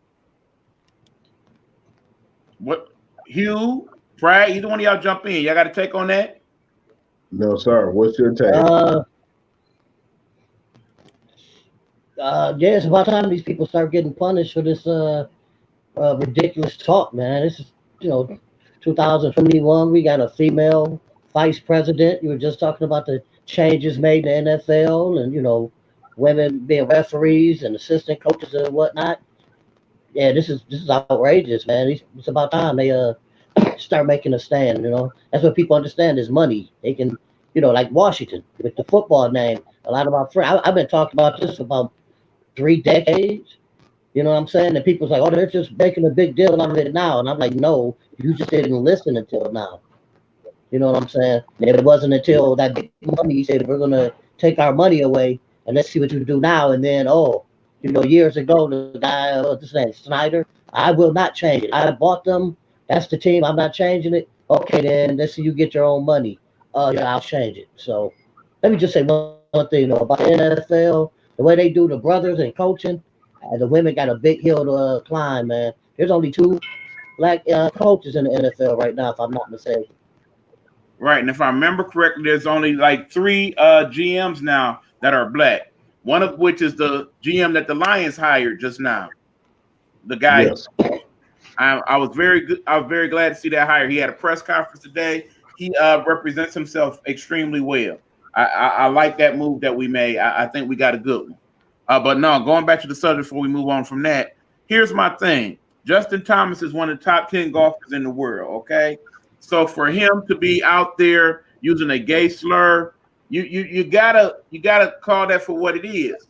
In this environment, we are to have some acceptance. Keep in mind, on the PGA Tour. I'm sure there are golfers who are gay and probably have not come out as gay because they are afraid of that good old boy mentality that still very much exists in the PGA and NASCAR and some sports like that, where they're not quite as accepting as some of the major sports in terms of that stuff. So, no, we definitely got to call that out. Him losing the sponsorship, I go back to the whole Tiger Woods thing and what happened with him. How basically when he got into those situations with his wife and the problems with him sleeping around. By the way, if y'all want to check out a very good documentary, check out that Tiger on HBO. Excellent documentary. Excellent. But that being said, you know, if they're gonna do things like that and take away his sponsorships and whatnot, I think it's only right that Justin should get his taken away as well. Now, as far as Trump and the golf courses, look here, man. I mean, I have a hard time wanting to see that brother do anything now that he is gone from the midst, at least for the time being. Because of how bad he did my country, I don't want him to thrive in any way, shape, or form. That's kind of messed up to say. Everybody got a right to make money and whatnot, but I just don't like him being involved in anything that I care about. And I actually do like to watch PGA event here and there. I know you're a golfer yourself there, cuz. You know, we'll get together on that one day. But that being said, I'm very good with the PGA stepping away and not having one of their tournaments on the Donald Trump golf courses because in the end, I don't feel he deserves it based on the merit of what he's done the last 4 years to cause division and all that good stuff. So, yeah, I'm good with it. I'm completely good with it. And keep in mind, this is being said with the knowledge that among the Orange Clown's friends is a young man by the name of Tiger Woods. They are actually good friends. Remember, he gave him the Medal of Freedom while he was the president. You know, he's basically golfed with him on several occasions, and you know, he's been down there to Mar-a-Lago to chill with him and his wife and whatnot. They're good friends. But that being said, I still don't want him to benefit from the PGA money at all. That's my take on that one. So yeah, we could move on now. Excellent. I know you're not big golf people, Pride and Jubilee, but yeah, I am, and you know, I'm basically want to learn how to play the game. I suck at it at the moment, but you know, I'll take a couple swings, and of course, I love playing my Tiger Woods on PS3. That's one of my favorite games. Okay, my good friend close at Washington. Okay, who was that? Oh, guess who's checking in? Coach V. Coach V is in the house. What up, Coach? I'm so glad you was feeling better. You must be if you're chiming in. Hope you're taking care of yourself, Coach. Show going in about half an hour. I'm gonna hit you up, bro, and check on you. Good to hear from you, my man. Money, you have to get in their pockets to make change. That's all they understand. Absolutely. Because remember, it's about the social injustice movement that happened in 2020. A lot of people was affected by that in terms of that. Because I'm saying I'm on my way to Detroit, get your golf game right. Man, my golf game is trash. I'm waiting for you to come so you can teach me. I ain't got my own clubs, bro. I rent clubs when I go hit the ball. So, yeah, I'm waiting for you to teach me so we can get some proper games in, you know? But anyway, yeah. Yeah, man. I don't remember who was talking that stuff about the Nets and how the Nets ain't gonna have no competition right now. They struggled against the Cleveland Cavaliers, 145, 133, and they look like they're definitely about to take this L. So be careful what you say. Is that an overtime? I mean, overtime. They took it to a second overtime because Sexton hit a three that brought it into the second overtime, and now Cleveland is on cruise control. Now we should be sitting here. 7 Mile Dre is there. Okay, we should be about 7 Mile Dre. You said what now? Don't forget about 7 Mile Dre. Dre. 7 Mile Dre. With the boss, the person we trust. 145, 143, absolutely no defense. Much like I said, a lot of these games have been this season. I mean, you should be impressed by them scoring 145 points for the Nets. But in the same token, Cleveland should never be scoring 143 on nobody with that squad. Exactly.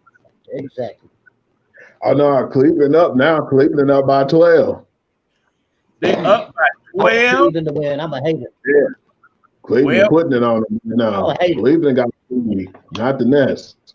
Okay, well, yeah, y'all definitely want to check out Sports Center tonight. It's gonna be some real interesting comments because you already know the person they ain't gonna want to talk to. They ain't gonna have nothing to say too much to Harden. They ain't gonna have too much to say to KD. They're gonna be like, Kyrie, what up, though? Mm-hmm. Said we And pawns, man. see what Remember he got that? to say. You said you were an artist. We were pawns, and you didn't have to talk to us. Yeah, that part. Us Mhm. for Cleveland. You probably right. Don't sleep on the jumper, cuz I may not be a great golfer, but I still got that stroke, baby. Y'all see that rim right there? I've been getting my stroke practice in. The jumper still crisp. We're gonna go check it out one day, Pride. It ain't talk, bruh. I can still hit The it a Diane little. Swan. Most people don't know about the I Diane still got Swan. the fake jumper. You better tell them about me, bruh. Still got that Julius Gervin layup, man. You know, my finger rolls is deadly. They got that finger roll. No doubt. I take that mug all the way to the back and bring it up like Magic used to back in the day. I hear. Okay, so Hugh, what else you got for us, man? You got anything else in the bag for us? Yeah, man. A surprise, appearance on this, which I was talking about earlier, man. The ignorance of Charles Barkley, man. I was disappointed when y'all told me Oh, what that let's song said. please go there. We gotta When go there. he said that about all the sports players, all the athletes should be first in line to get, the vaccine. And when he said that, it's like a lot of people look at him as sometimes they want to wonder if he's serious or if he's, joking around. But he made a lot of controversial comments in the past. Like I was upset for one when he said that George Floyd, what was his reason to not, obey the police, and why did they put him to the police in a position to make them want to use bodily harm against him? I was pissed off for that comment. And then when he said that Breonna Taylor, they put that on themselves in the situation when she got shot. And he made comments like that before that a lot of people lashed out on. I thought that it was just him trying to be controversial, but when he said this whole thing with the players should be first to get the vaccine and should be in front line for it to play sports, how do y'all feel about his decision or for him opening his big mouth like he normally does? How do you feel about the situation, E? Well, man, no, I'm gonna go ahead and let my guy Pride talk on it first before I go there. Yeah, you look like you're angry. Yeah, yeah, you gotta go, man. I gotta get my thoughts together on that one for a second. Go ahead, Pride. Talk about Yeah. I was watching it. I watched the game and was watching, the show after when he said it, and I was like, I can't believe he just said it. Then I'm like, it's Charles Barkley, I believe it. But then Kenny Ernie was trying to, even Shaq for once, was trying to walk him through, unsaying it and say, oh, I didn't mean it that way. What I meant was, I think Kenny even went as far as to say, if you mean by the fact that the players are traveling, staying in hotels and around other people, that they're like super spreaders, I might be on your side. Is that what you're saying? And he's like, no. They make a lot of money and they pay more taxes than everyone, and they should just be brought to the front. They just couldn't even, what I'm saying? It was just so stupid that they gave him every opportunity to okay, just take you away and just put his foot in his Pride, mouth, and he didn't do it. He meant it and he said it, and he stuck Pride, by it. Pride. You Now he gotta let may me. retract it later, but he stuck I by can't it. hold it no more. I can't hold it no more. Look, You got man, it, man. You got it. man, Charles, do my little Charles Barkley person. That's terrible. That's absolutely terrible, bro. What was you thinking, man? Sometimes you gotta give yourself that 10-second delay before these things come out your mouth. You honestly sat there on national television and told the people that Yep. because I've made way more money than you and I pay so much more taxes that I should have carte blanche to do whatever the hell I want ahead of the needs of the people. Brothers, you serious? It's people out here He ain't got meant it. no job. People out here that lost loved ones from the virus. They mama and they daddy within 24 hours. I got cousins that done been sick. I got cousins that done died. One of my best friends died from COVID, and you are so thoughtless in that comment that you made. And keep in mind, your boys tried to have your back and try to have you be like, look, Charles, you ain't thinking about that angle. You would not back down from it. You even doubled up and further stated that, yeah, because we pay all those extra taxes, we should have the vaccine first because paying all this money into the government, it's our right to have that cachet. Come on, bruh. Now, again, like my man Pride has said, you done said some terrible things over the course of the years, and some of them purposely controversial and all that. But out of some of the stuff you done said, this may be one of the very worst of all. Charles Barkley, remember, bruh, you're a particular age, you done made your money, and guess what? Remember last year when they had the special guest? Y'all know who I'm talking about, a man from the Golden State Warriors, Saginaw's finest. KD. Had him on. Oh, Draymond. I thought you meant the one with Draymond when Green. KD was like on the album, he downstairs. Him and Barkley had beef, and they decided to bring him on and talk. And guess what? He better at being Charles Barkley than Charles Barkley is, in my opinion. Because not only can he controversial like Charles, but he's actually very articulate. So that being said, Charles, you better be careful, bruh. Because you're about 3 years in a retirement away from losing your job. You were about to lose your job. Because, yeah, my man, he on you. He on you. Please be careful what you're saying out here. But anyway, you got one more for us, you? Give us one more good one, bruh. Hold on, real quick. I thought you was talking about Charles Barkley always talking about, man, I want to punch Draymond Green in the mouth. I want to punch him in the mouth. And one day KD was there. And he asked KD, man, you ever want to punch him in the mouth? And he was like, he downstairs. You want me to go get him? And he just sat there and was just laughing. No, really. You ever want to punch him in the mouth? And he downstairs. You want me to go get him? So that's what I thought you meant when he confronted him and he just looked stupid. But anyway. Look who in the house. Aunt Nikki, what up, boo? Yeah, I was clowning a little bit. You know how I do. But yeah, you got anything else for us, Hugh? Not necessarily, but what I did want to say is just like what I was hearing from Pride, man.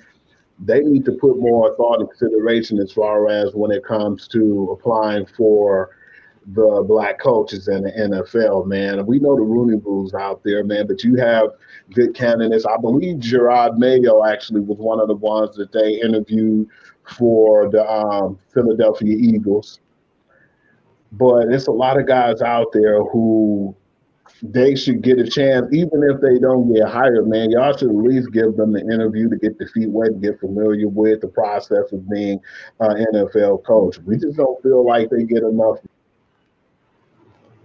A lot of good guys out there, man, who get those opportunities. Even if they don't get the jobs, they need that opportunity, man. Not just because of the Rooney Rule. I just feel like a lot more of them need to be put in place to be in a position to be in a head coach because, they got a low tolerance when it comes to NFL coaches, definitely black NFL coaches, man. Okay, now see, my cousin brings up a good point. They hire so quick, keep bringing back old coaches. I call that the old boy network, where basically they keep retraining these coaches that have got 3 and 4th chances to be coaches in the league. They basically had moderate success, maybe won a ring. I mean, think about Bill Parcells. He did good when he was with the Giants, true enough. But how many extra chances did he get with the Jets? He was with the Patriots. He was with Dallas. Come on now. Cowboys. Right. Like I said, that ain't right. It ain't right. And in the end, I want to go one step. I would like to see more black announcers get some of those bigger gigs. Because for all the Tony Romos in the world, they're articulate people. For example, take Michael Vick, for instance. I think he would make a very good color analyst in the booth on some of these games. I've seen him talk. Let's take Galloway. Galloway, who used to play for Seattle, coming out of Ohio State. I think he would be a good color analyst for some of these games. I mean, they didn't have Talib. I'm thinking about the rapper now, Talib Kweli. Talib, that's what I'm talking about. basically they've had him do color commentary on some of these games. Not so much, man. Not so much. I understand he kind of loosey goosey with his content and whatnot, but yeah. And there's another dude. Randy Moss also be an excellent color analyst. Awesome. He talked some good football. Charles Woodson. Thank you. That boy, that sleep deprivation, the mug. I'm telling y'all. Okay, Nikki saying, well, if the Eagles get a new head coach, they need to fire Wentz. Get his broke down, scared to play ass off the field. I'm just saying, I would see on the Eagles is Andy Reid, and Andy Reid is an excellent coach. He deserves that. He got, but like I said, he's more the exception than the rule. A lot of these coaches are just going around. Remember, based on the fact that let's take the Lions' new situation, based on what Dan Campbell did in his 12 interim games in Miami, they hired him now to be the head coach of the Lions. And they've given him a 6-year deal. A 6-year deal. Do you think any coach in the NFL that has skin like mine or close to it will get a 6-year deal for a team? Not even a 2-year. And keep in mind, if he did get that 6-year deal, they're not above 500 in that second season, you know he up out of there. Yep. Go ahead, Pride. Hey, can I interject real quick? It's about the importance of minority coaches at least getting an interview. Pittsburgh said, they was getting ready to hire after what was his name? Cowher had been there for like 15 or 18 years or whatever. Mm-hmm. They had a list of who they kind of want. And these are the two that we really, are really looking at. And Tomlin, they said they really had no interest in, but they said he floored them in the interview. He floored them with his knowledge. When they had him going through the plays, he knew everything, and he ended up getting the job, and the rest is history. So, and this is, it wasn't like we're going to make an example out of him with the Rooney Rule. They just said we really didn't have that much interest in him from the get-go, but because we gave him the interview, he won the job with the interview. Right. You can't get a job with a fucking interview. So, right. For example, San Diego's coach who got fired. From what I know, as far as some of these other jobs, he has not received any interviews, and if he is, it's probably just to meet the requirements of the Rooney Rule. And that was very disappointing too, because Anthony Lynn is a hell of a coach, man. He just had a lot of injury-prone players on the team, and we talked about it before in the past. And Pride, I'm gonna tell you, of course, we felt like when they had the injury with Tyrod Taylor, and that's the reason why they put him in, because they felt like they wanted to see what he had, but then they thought the season might have been over. But when they found out how good he was, and they were surprised how good he was, and then now they want to put out a winning team, and they wanted to push them having a chance to go at least to the playoffs. They end up being 7-9. They lost a lot of games by like 1-2 points, some even like a less than a touchdown. I just felt like when they fired him, it was no means behind it. They should have stuck with the team. They were still getting familiar with, him, Justin Herbert. And I just felt like it was a disgrace, man. I was so disappointed, because to be 7-9 with a rookie quarterback, man, that's unheard of. Sometimes you might have people who excel and end up having a winning season, but this guy, a 7-9 team, and you could have took some of them games, like surprisingly enough, Kansas City, Tampa, those were two games that they were in, and they possibly could have won. You put some of those two games and a couple other games that they came up short with. The Raiders game, that was so heartbreaking because it was a touchdown, remember? And then they said the ball was bobbled, and that's the reason why they lost. That was like a huge blow to them. You take that game alone, they would have been 8-8 in the other two games that they played, and they played some good players, man. I mean, they played first off, they played Patrick Mahomes in Kansas City. Then they played Tom Brady in Tampa. And then they turned around, and I think, if I'm not mistaken, they played another high-profile quarterback. I believe that it was, I think it was Phillip Rivers. But they played like back-to-back coach, like heavy coach teams and good players. Okay. And I was surprised with that. Hold on, Hugh. Hold on. Got to call that audible. Kill. Yeah, we definitely got to talk about that one. This is a very good point here. Tyrod should be able to sue the team or NFL for costing him his starting job. Now let's break this down for y'all right quick. What happened was, remember, I think it was like week 3 or 4 or so, Tyrod Taylor ended up having some issue with his breathing, probably COVID related, and they decided they want to give him a shot to kind of relieve some of the pain. And they end up sticking him in the wrong place, affecting his lung, and as a result, he couldn't play that game.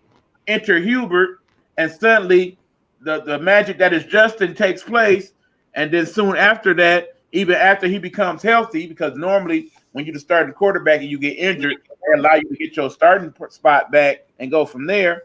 But because this went on and Herbert did so well, they basically went ahead and sat Tyrod down for the rest of the season. And in the end, what because of saying is he lost his job in the wrong way because it was the team doctor that caused him to be sick like that. So, yeah, I think you got something there. The NFLPA definitely needs to look into that, and some compensation probably does need to be given. Okay, hold on. We got people jumping in here, y'all. What up, fam? What's up, cuz? What's going on? Colts Nation in the house. Yeah, let's talk about that for a second. Yeah, we can go there. As y'all know, today, Phillip Rivers, the starting quarterback for the Colts, announced his retirement after 17 years of playing in the NFL. What's your thoughts on that, Guru? Man, he had a hell of a career, man. One of them games, 2007, when they played the New England Patriots, he was all tore up. I think he had an ACL injury or something that hobbled him from playing at like a high caliber. And at the same time, the Damian Thompson was hurt.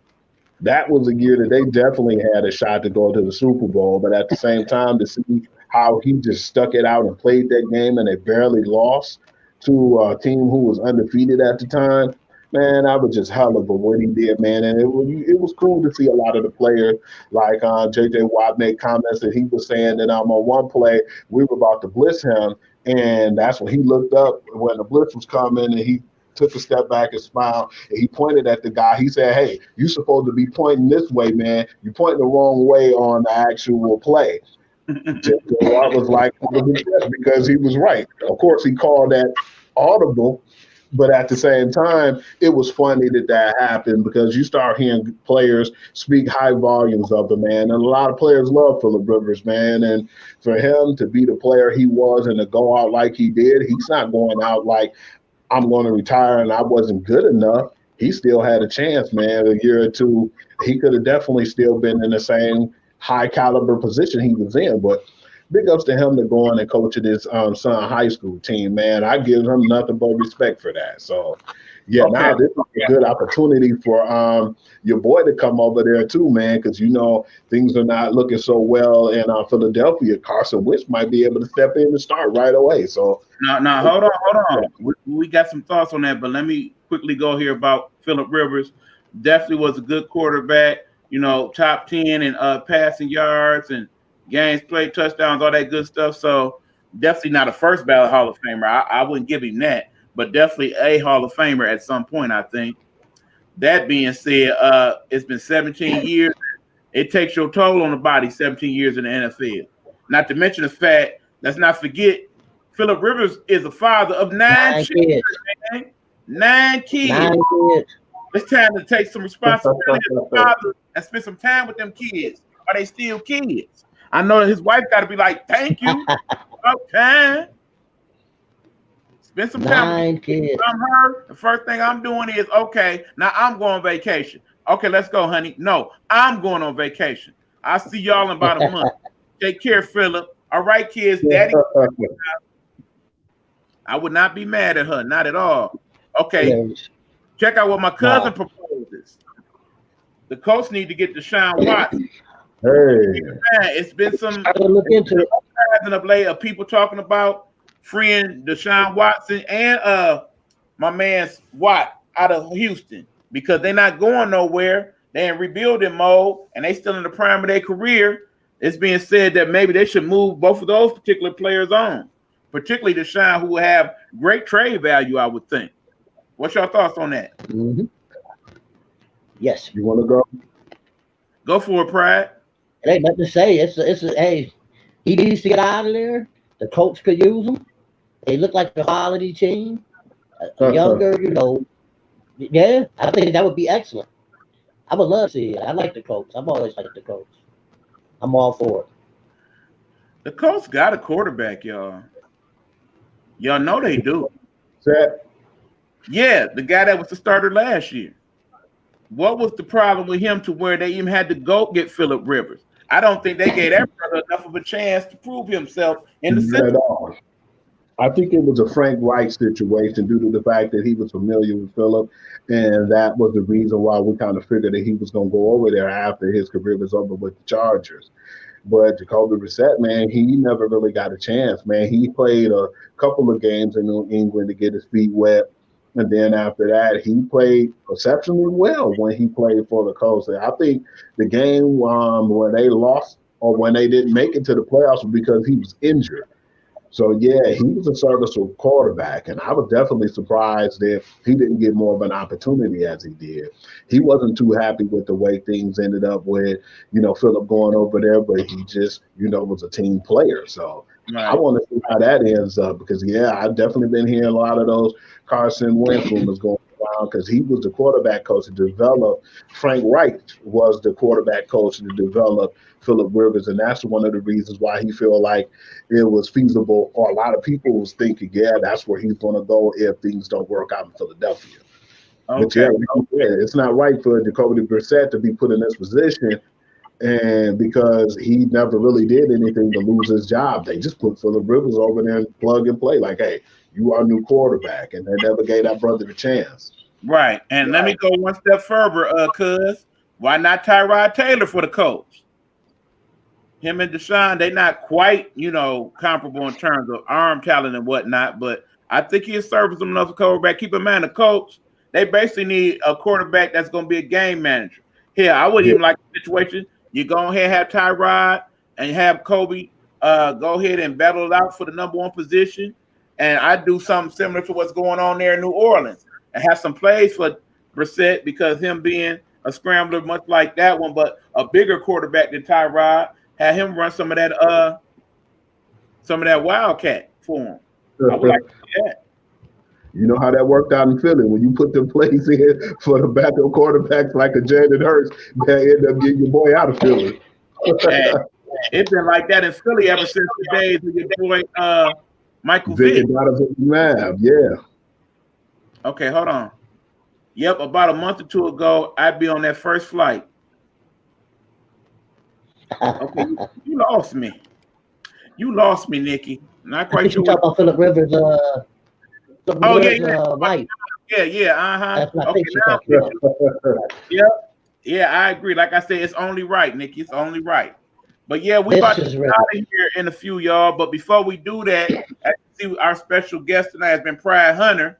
Pride Hunter is the newest member of the Nighthawk Network, and I do want to give him a few minutes to talk about what his new show will potentially be. But before that, let me get to a couple of these last comments. Yeah, I read it again, Nikki. We got you. Okay, well, what about them Saints? Is Breeze retiring? Absolutely. He should. I'd be He should. extremely shocked if he did not. You seen how he walked off the field. You seen that time he spent with the GOAT Tom Brady after the game. You also saw that special time he spent with his wife. If you saw TMZ last night, you did at least. He basically looked like a man that's ready to wrap it up. Remember, he already got money sitting out there waiting for him. Fox is waiting for him in open arms, like, come on, we got your spot right here at the booth or right here at the desk. We ready for you to come on in and get this money. We've been waiting on you. And Tom, they got a spot for you too. Either there or NBC Sports. They just basically waiting on you to say you done. That's it. So yeah, that being said, Drew will probably make just as much money this year or next year in the booth as he did this year. So yeah, if I'm him, I'm wrapping it up. We know the Saints probably not going to be in contention like that next year. So you got your ring. You're a first ballot Hall of Famer. You got the records. Let's move He on. got all the records. Not to mention, you've been kind of banged up these last few years. Ain't no sense of risking further injury at 43 years old. It's time to go and wrap it up and call it a career. That's what I think. I agree. Okay. So yeah, that being said, like I said, we're gonna let my man Pride talk on his new show for a sec. No, you welcome, Nikki. Great job, Trick. Thank you, JoJo. So that being said, Pride, we about to give you the room. Tell us about your new show you got planned for the network. Righty. I'm still in the developing stages. Sensei E Breezy has done a good job of helping me along. Tonight was my first time doing a podcast, and I think it went pretty well. I enjoyed it. The little meetings ahead of time, I'm digging it. And the show's called Swallow Your Pride. I will be the guest. If you know anybody that may be interested in co-hosting, let me know, because I do want to co-host. And we're just going to talk about things that I like, that you may like sports, NFL. I'm a big NBA fan. Music, I listen to rock, soul, some of everything. But my heart is in like hip hop and like classic rock. Uh, Big headlines of the day, certain things. And for his cousin, even wrestling. I actually watch wrestling still. Wrestling, but I like to say wrestling. So thank you for your time. I think I'm about to lose my battery in a minute. Thanks for having me. I've enjoyed it. Well, hold on, Pride, before you go. Nicole's actually saying welcome to the network. That's what she meant by welcome. And keep in mind, Nikki, I'm about to invite him to our group chat. Remember when I was talking last week about inviting somebody to the group chat? This is what I'm talking about, Pride. So, yeah, I'm about to invite him to the group chat, so he'll be in there with us. Another member of our group chat, JoJo. Congrats, Pride Hunter. Come back continually. So, yeah, JoJo was definitely feeling you. Thank you, JoJo. And Cuz said next week, fellas. Absolutely, Cuz. Thanks for checking in. I definitely appreciate all your input in the show. Today, you was the real MVP. Absolutely. So that being said, y'all, we about to get on up out of here. Thank you guys for tuning in to the show. We appreciate it. Also, don't forget, because of course I got to plug my partners in crime in this thing I call the Nighthawk Network. We got Hey Bitches with Helena Hologram. She checked in briefly. Matter of fact, I do believe Derek, Helena's homeboy, is getting ready to do the remix over there in the Nighthawk Network. So tune in for that. That'll probably jump off another half hour or so. We got Monumental Moments in God's Work with my cousin, Dr. Meryl Spacey. Her show will be tomorrow evening about this time. Please check it out. Dish and Tea also should be running about 9:30 or so tomorrow with the man Big Meech, Aunt Nikki, who you seen in the comments, and the big red guy, Ally, the big red fella. Shout out to you when you catch this on the rebroadcast. We got Stan Mason behind the blue curtain. 11 a.m. He's been having some excellent guests lately. I'm sure this week will be no exception. Y'all definitely want to check that out. Talking policing and whatnot. We got Let's Talk with Aunt Nikki, her interview series. We also have Girl Stops, which I posted earlier today. That is the Girl Stop podcast, the audio podcast with my cousin Elena Miller and her homegirl Letitia Williams Howard. We got Pastor Shine Love Presents, which will be posting tomorrow morning, so you can get your church on with him. And of course, we got my Get Off My Lawn After Dark edition. Won't be checking in on that for another week or two, but when we get back into it, definitely got a good show planned with that.